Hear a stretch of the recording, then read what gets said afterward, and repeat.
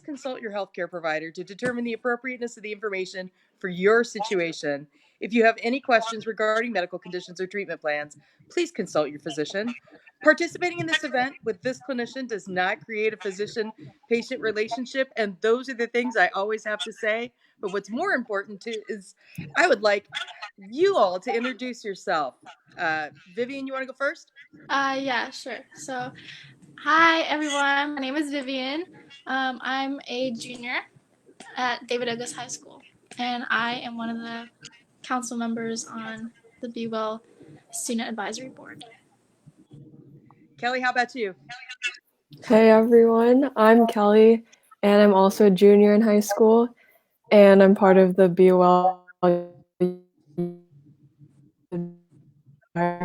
and also Youth Line volunteer. And Finn? Hi, my name is Finn. I am a sophomore in high school, and I am a student with the BeWell Advisory Board, as well as an I Can Help intern and Youth Line volunteer. So how has everybody been doing mentally since school's been out? How you hanging? Okay, I guess I'll start. It's been a little. I've been a little anxious just because, like, I don't know how school's gonna be, and just like I don't know if school will start back again, and it's just like my grades are kind of they could be better and stuff, and so I don't know. I'm just a little anxious with everything and all the health problems. I think it's weird not knowing when we're gonna go back exactly, because it keeps on getting pushed back and we're not even sure if we are gonna have the rest of the school year, so it's been a little strange. I echo that. I think there's a massive shortage of information that's just leaving a lot of students nervous. We've had almost everything canceled in my district: prom, all of our spring activities. We have a huge fundraiser that we do every year that we raise a lot of money for charity that had to be canceled. Our spring show, which I was a part of, was canceled. It's definitely a really rough. Yeah, but it's definitely, I see a lot of students, including myself, feeling really frustrated and stir crazy by this whole process. I would agree. I live with 3 teenagers and they're all pretty stir crazy right now. And I think one of the biggest pieces of the unknown is what are we going to do about school? Are any of you seniors? No, but I've been talking to a lot of people in the grade above, and I think it's especially tough for seniors because this is like their last year for a lot of experiences like prom and graduation, like all these big events that they aren't even sure are going to happen now. Yeah. And like I'm on the tennis team and it's my first year, and there's a lot of seniors on our team and they can't even experience their last season. And that would suck so much. I would hate that. Yeah. Finn, what I have to ask, what show were you in? Lion, the Witch, and the Wardrobe. And we don't technically know that it's canceled, but we're awaiting information, and likely due to school closure, it's not looking good from my perspective. But ultimately, yeah, I don't know. So how are you spending your time now? What do you do every day?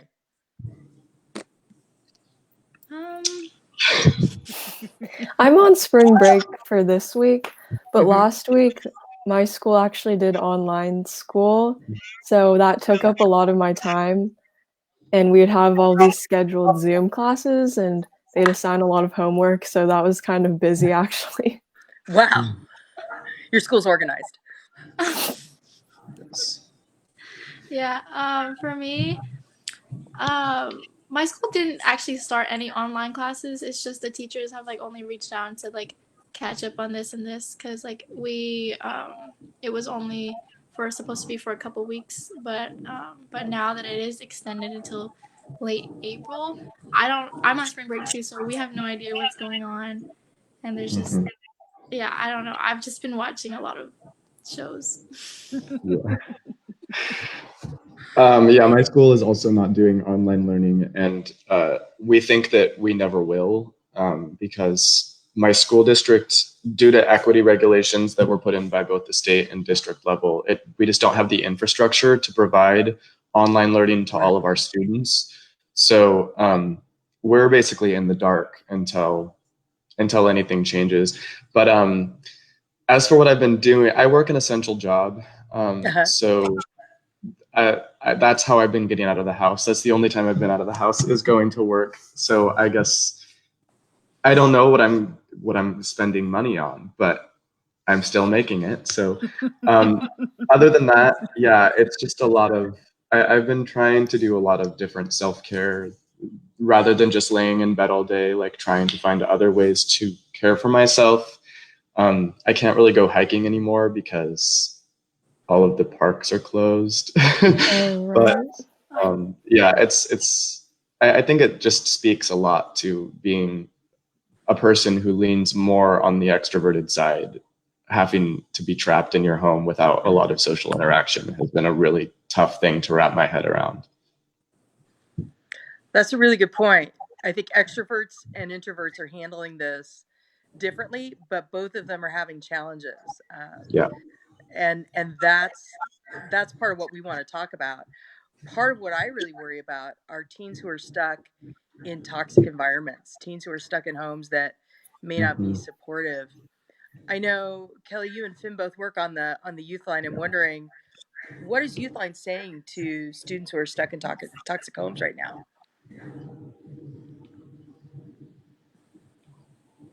Well, I mean, yeah, call volume has increased exponentially since the rise of the lockdown and everything. We've been a lot more busy. Luckily, we were able to like re-up the amount of volunteers we had on shift, because for a while we kind of had to have that, or like cut it in half, because our space, we were trying to accommodate social distancing in our space. And yeah, I just, it's always hard when you're not able to offer a lot of solutions or things that kids can do. And we've had contacts that talk about being trapped in these really toxic situations, and a lot of the time it comes down to what you can do for yourself, and what healthy coping mechanisms you can engage in, regardless of your situation, that can just kind of help you get through this really, really difficult time. Yeah, towards the end of contacts, we always try to bring it back to self-care and try to come up with some type of concrete safety plan that they have access to. And obviously that's harder if they're not able to like go talk to a friend or a counselor or therapist after we're done talking, but just kind of finding smaller things, like a lot of people like listening to music or watching TikToks or like going on walks, things like that. Yeah, it's been a big transition. So what kind of support groups are you hearing, or any of you hearing, are out there? Either ones that you know about, or ones that, I mean, there's a lot of Facebook Live groups popping up right now, right? What have you seen? Are any of you participating in online support or even informal chat groups? I don't know if it counts as a support group, but me and a couple of my friends always like call every once in a while just to check up on each other, and like so we don't go crazy, but just to comfort each other and say like like this will be over soon and we'll be able to go on like food adventures and stuff like they used to before. So I know one of my dear friends, her daughter's in cheer, and the cheer established a Zoom platform, and all the kids in the cheer group are on the Zoom platform talking with each other, and that's how they work out every day. They're sharing their Zoom and they're doing their tumbles right there in the living room. That's so funny, because that's literally what my track team has been doing for the past 2 weeks, because we usually do core at the beginning of practices. So now we just do like core routines. And it's so funny because you have everyone's screen all on, and then everyone's like on the ground doing exercises. that's funny. Well, I can't say that I've had anything to that caliber, but I think that I can definitely echo Vivian in saying that I've found a lot of support and given a lot of support with being able to talk with friends digitally. I think that's what's great about living in an age like this. I mean, we're all trapped in our homes, but extroverts can still get their sort of social interaction through like FaceTime. But yeah, I think that it's been a big, like, important thing for me in order to still maintain my friendships with my friends. And it's been kind of a period of self-growth and discovery in realizing that the healthiest friendships that I have are ones that I don't necessarily need to like talk to every day. That's been something I've learned in my isolation. Oh, that's a good piece of advice. We have a question from social. Sometimes I feel overwhelming sense of anxiousness. Do other people feel this way? I definitely feel that way the past couple of days of especially just because like last week felt like spring break to me because like I didn't have school or anything, and so like I feel like I should be back to school this week, but I'm not.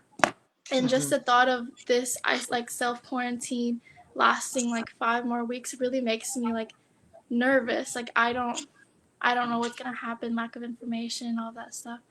But I don't know. I think that a lot of teens are feeling that way, so you're not alone. Anybody else feeling that overwhelming anxious? I totally agree with that. It's just scary. The house that I live in, I mean, I turned it off for this, but we almost always have CNN on, like 24/7, like constant news output.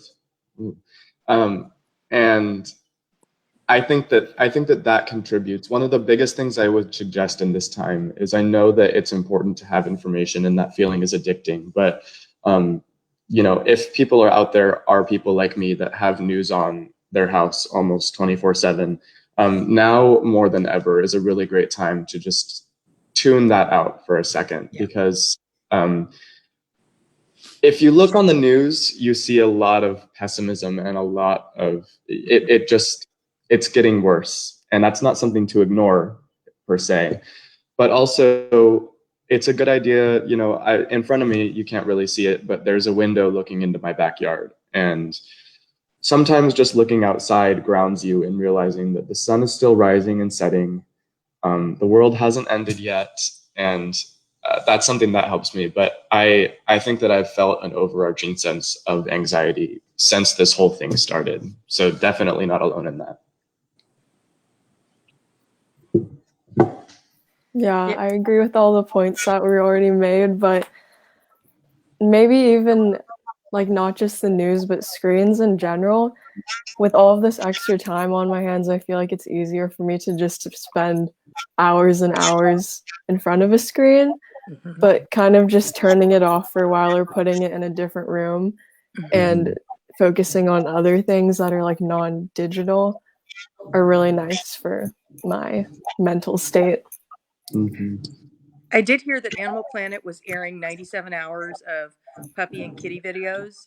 Yes. The Hallmark Channel restarted Christmas. So I think Wow. those are, the advice you're giving about staying away from screen time and turning off the 24-hour news.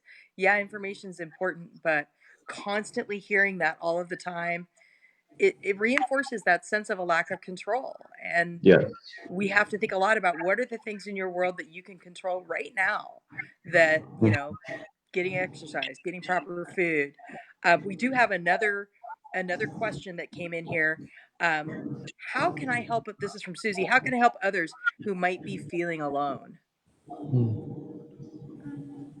I think one of the more important things that I've been trying to focus on is calling my family and calling my friends just to check in. Like, as I said earlier, like a lot of me and my friends call every now and then just to regroup. And I think that it's especially important now to just reach out, even if you haven't talked to them in a while, just to reach out and check that they're okay and remind them that this isn't permanent. Any other advice about how not to help others who might be feeling alone? I know that there are a lot more volunteer opportunities, like local volunteer opportunities. I know a lot of people, I don't know, like in times like these, it's really clear how important it is to have a home and have food and have access to all of these things that I usually take for granted. But there are a lot of different volunteer opportunities, like serving meals for people. A lot of people have been talking about buying gift cards from local businesses because those especially are struggling right now. So there's different like small things that you can do here and there. I love what Kelly said. I think that that's really important to kind of turn in and support one another in this incredible time of crisis. A fair reminder that there is no evidence that COVID-19 spreads through takeout food. So another fact, and I know this is one of our topics for later, but restaurants, especially restaurants that serve Asian cuisine, are being especially affected because of racism and people not feeling like they can't eat there. So, you know, if you have a local restaurant that is really struggling, maybe treat yourself to anything there because you deserve it. You've been inside for a long time and they deserve it. They deserve to make a living and racism shouldn't interfere with that. And, you know, to the point of supporting people in isolation, they teach us this on Youthline. When somebody is feeling isolated, the most important thing that they can have is somebody there.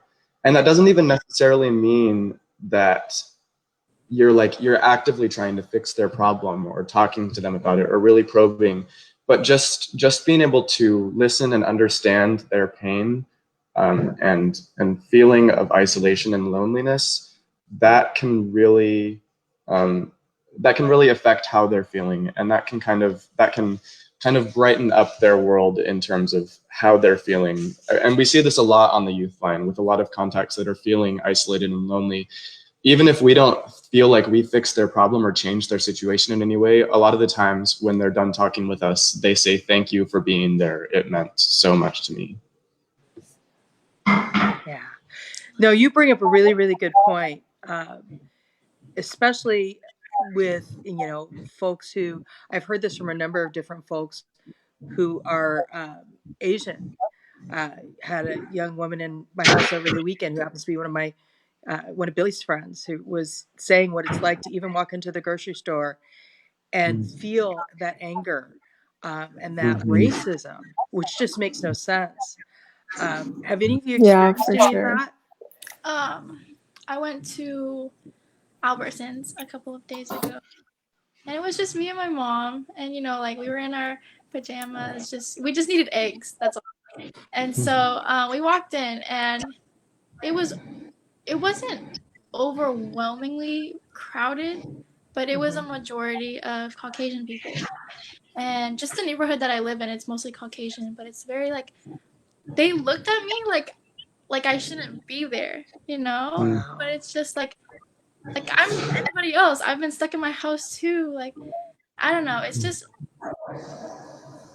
didn't make me feel comfortable to leave the house to go to the grocery store, you know? And I really just wanted some eggs. I wanted an omelet. And so I don't know. It was frustrating for sure. But I don't know. You just gotta keep going. You know, like it's unsettling, but I think that for the most part, I think people are just scared, you know, and they I need some. totally know what you're talking about because I've been going on runs in the neighborhood and just out and around, and because like we still need to continue training because we're not sure if our season's happening or not. Right. But basically my parents and my family in general, they are just really concerned about me running alone now, especially with like the increase in hate crimes committed against Asian people across the country and in other countries. And when I was running the other day, like people say things like when you're passing by them, and it's just kind of unsettling. And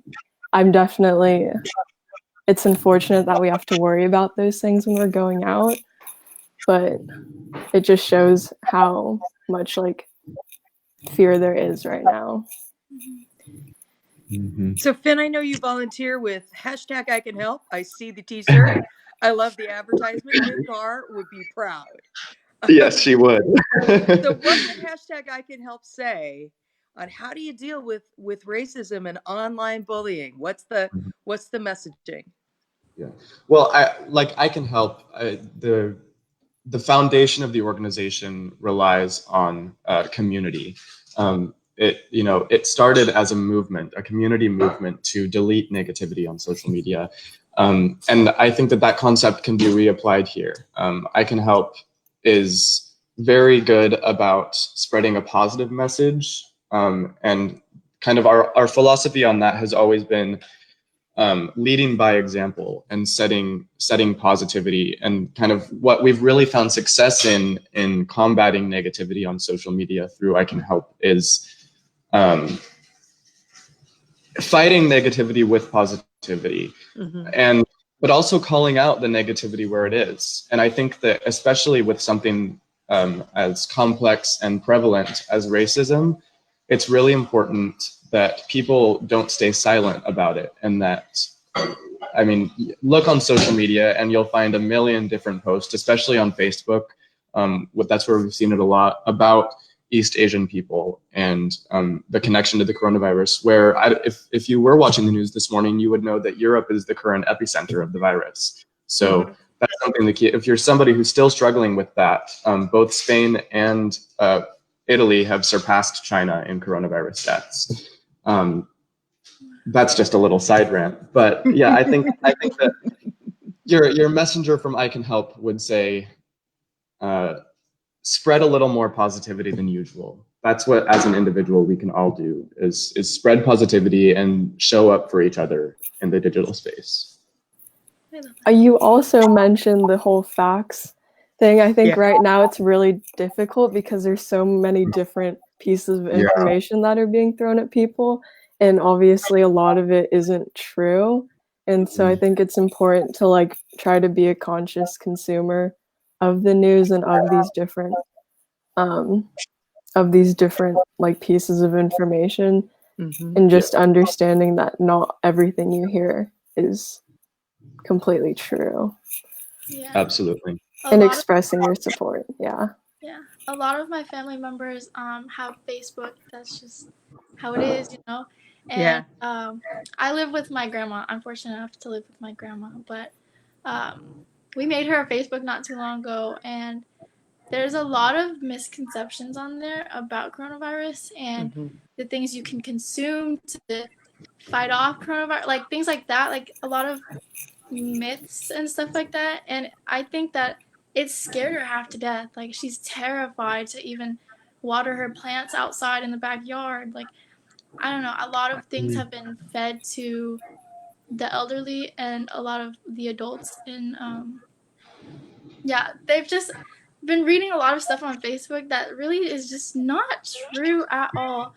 And I don't know, it's really just skewed a lot of miscommunication, and I think it's frustrating because who am I? Like, I'm the younger, I'm the child, you know. I can't tell them they can't believe in something, but it's just like, it's not true. And so I don't know, it's really difficult seeing a lot of fake news and information and stuff like that.